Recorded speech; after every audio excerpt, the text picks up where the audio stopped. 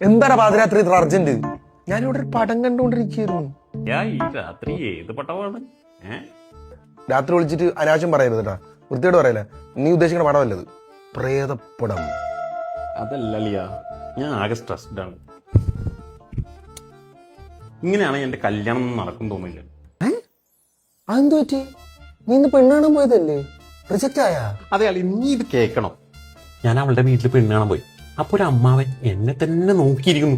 പക്ഷെ കഴിഞ്ഞപ്പോ ആളിന്റെ അടുത്ത് വന്നിട്ട് പറയുവാണ്, നെറ്റൊക്കെ കയറി മുടിയൊക്കെ കൊഴിഞ്ഞു തുടങ്ങിയല്ലോ, ഇങ്ങനെയാണെന്നുണ്ടെങ്കിൽ 1-2 വർഷത്തിനുള്ളിൽ കഷന്റെ വല്ല അപ്പൂപ്പനെ കൊണ്ട് ഞങ്ങളെ മോളെ കെട്ടിച്ചെന്ന് നാട്ടുകാരെ കൊണ്ട് പറയിപ്പിക്കുമെന്ന് പറഞ്ഞിട്ട് ഒരു ഒടുക്കത്തെ ചിരി. അയാളെ കണ്ടാലുണ്ടല്ലോ അളിയാ. അത് ഇത്തിരി കൂടിപ്പോയല്ല. അപ്പൊ ഞാൻ വിചാരിക്കണേ, ഇനി അങ്ങനെ വല്ല മുടി വല്ലതും പോവുകയാണെന്നുണ്ടെങ്കിൽ നമുക്ക് വല്ല ഹെയർ ട്രാൻസ്പ്ലാന്റ് ചെയ്താലോ.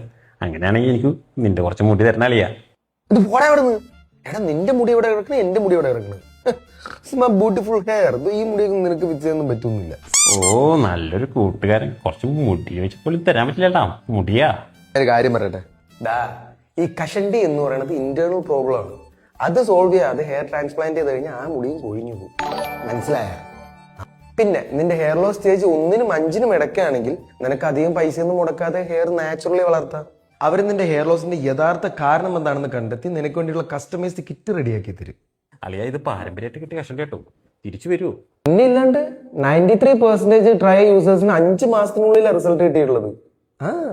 പിന്നെ റിസൾട്ട് കിട്ടിയില്ലെങ്കിൽ മണി ബാക്ക് ഗ്യാരണ്ടി ഉണ്ട്.